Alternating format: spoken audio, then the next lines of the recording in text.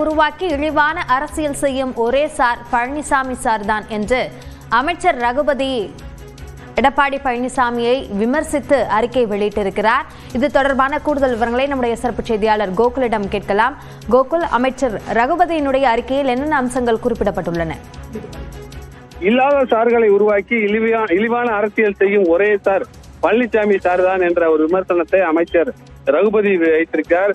திமுக அரசு எடுத்த உறுதியான நடவடிக்கையால் 5 மாதங்களில் வழக்கு விசாரணை முடிக்கப்பட்டு அண்ணா பல்கலைக்கழக பாலியல் வழக்கில் நீதிமன்றத்தில் தீர்ப்பு பெறப்பட்டிருப்பதாகவும் அமைச்சர் ரகுபதி தெரிவித்திருக்கார். தொடர்ந்து இந்த வழக்கில் 60 நாட்களுக்குள் குற்றப்பத்திரிகை தாக்கல் செய்யப்படும் என முதலமைச்சர் தெரிவித்திருந்த நிலையில் 60 நாட்களுக்குள் குற்றப்பத்திரிகை தாக்கல் செய்யப்பட்டது என்றும் நீதிமன்றத்தில் தமிழ்நாடு அரசு எடுத்து வைத்த சாட்சியங்கள் வலுவான வாதங்களின் மூலம் விரைவாக தீர்ப்பு பெறப்பட்டு நீதி உறுதி செய்யப்பட்டிருப்பதாகவும் அவர் தெரிவித்திருக்கார். தொடர்ந்து திமுக அரசு காட்டும் இந்த உறுதிப்பாட்டுக்கு கிடைத்த வெற்றியாக இந்த தீர்ப்பு அமைந்திருப்பதாக அவர் தெரிவித்திருக்கார்.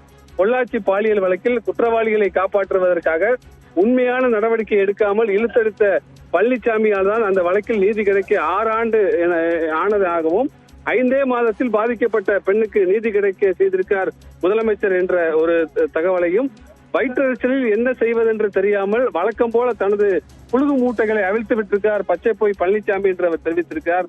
அமைச்சருடன் படம் எடுத்ததற்காக முக்கிய பிரபுடன் தொடர்பு என குற்றம் சாட்ட முடியாது எனவும், உயர்நீதிமன்றம் தலையில் கொட்டிய போதும் திருத்தாமல் பெண்களை அச்சுறுத்தி அவர்களது படிப்பை முடக்க வேண்டும் என்பதற்காக யார் அந்த சார் என்ற பொருளியை வைத்து மலிவான அரசியல் செய்து வந்தார் பழனிசாமி என்ற ஒரு குற்றச்சாட்டை வைத்திருக்கார். இல்லாத சார்களை உருவாக்கி இழிவான அரசியல் செய்யும் ஒரே சார் பழனிசாமி சார் தான் என்றும், இது போன்ற பொய் பொருளிகளை வைத்து பித்தலாட்ட அரசியல் செய்வதை முழு நேர தொழிலாக செய்து கொண்டிருக்கும் பழனிசாமி இன்று போல் உண்மைகளால் தொடர்ந்து அவமானப்பட போவது உறுதி என்றும் தெரிவித்திருக்கார்.